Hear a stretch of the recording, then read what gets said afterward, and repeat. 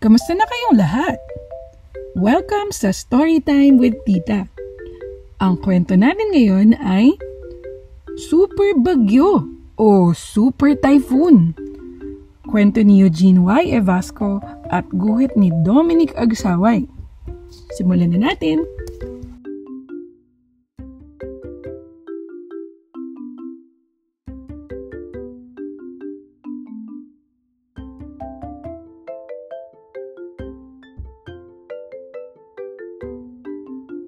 Umugong ang balita na may darating na super bagyo. Sabi sa radyo, maaaring umapaw ang ilog at bumaha sa paligid. Ngumiyaw sa takot si Kuting. Walang mangyayari kung matatakot lang tayo. Wika ni Maching.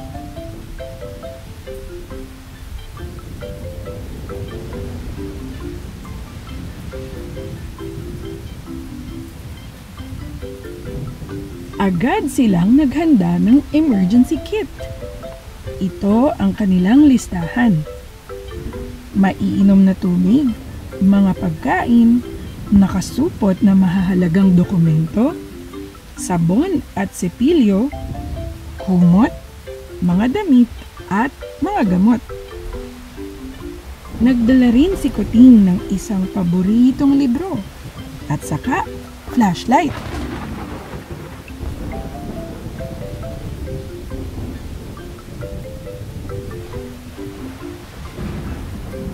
Sa pangunguna ni Pagong at Maching, naghanap sila ng mataas at ligtas na lugar. Ipinaalam nila ito sa bawat kapitbahay. Nag-imbak sila rito ng mga galon ng tubig at mga pagkain. Dito tayo pansamantalang titira kapag lumala ang bagyo, pahayag ni Pagong habang namimigay ng mga mapa.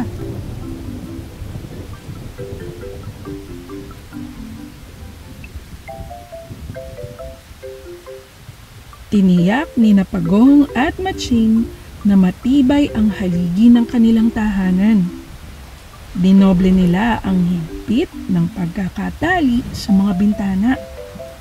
Tinanggal nila ang mga karatulang maaaring tangayin ng hangin at makasakit sa kapwa.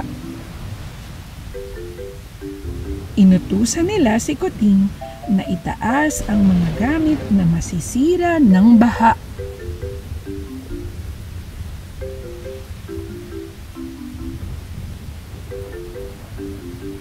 Biglang lumakas ang hangin. Walang tigil ang ulan. Nang ibinalitang lalo pang lalakas ang bagyo, inilikas na ang mga may sakit, mga bata at sanggol, at mga may edad sa evacuation center. Ang goldfish ko! Sigaw ni Kuting. Ipinaalala ni Pagong at Maching na huwag kakaligtaan ang mga alaga.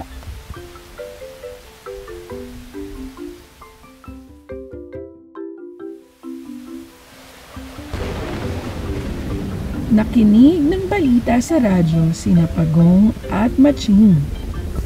Tumawag din sila sa mga kamag-anak at kaibigan upang iulat ang kanilang kalagayan.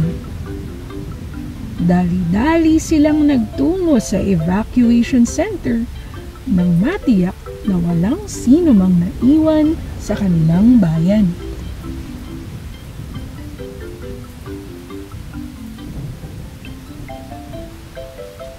Habang nagluluto ng lugaw si Pagong, dinig ang umuugong na hangin at tinatangay na mga puno. Para hindi matakot, nagkantahan ang mga bata habang naggigitara si Maching. Pagkatapos, binasahan naman ni Kuting ng kwento ang mga kaklase. Salamat sa pakikiisa at ligtas tayo, sabi ni Pagong at Maching sa lahat.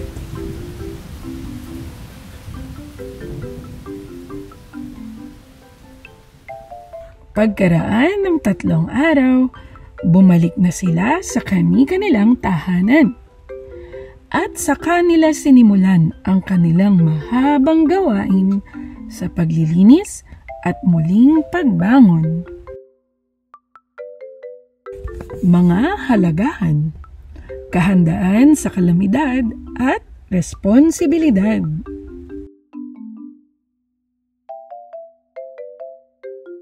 At dito nagtatapos ang ating kwentong pinamagatang Super Bagyo.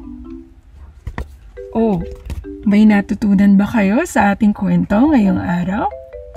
Sana'y nagustuhan nyo ito at mag-subscribe lamang sa aming channel para mas marami pa kaming maikwentong tulad nito sa inyo. At samahan nyo kaming muli sa susunod ha, dito lang sa Storytime with Tita. Paalam!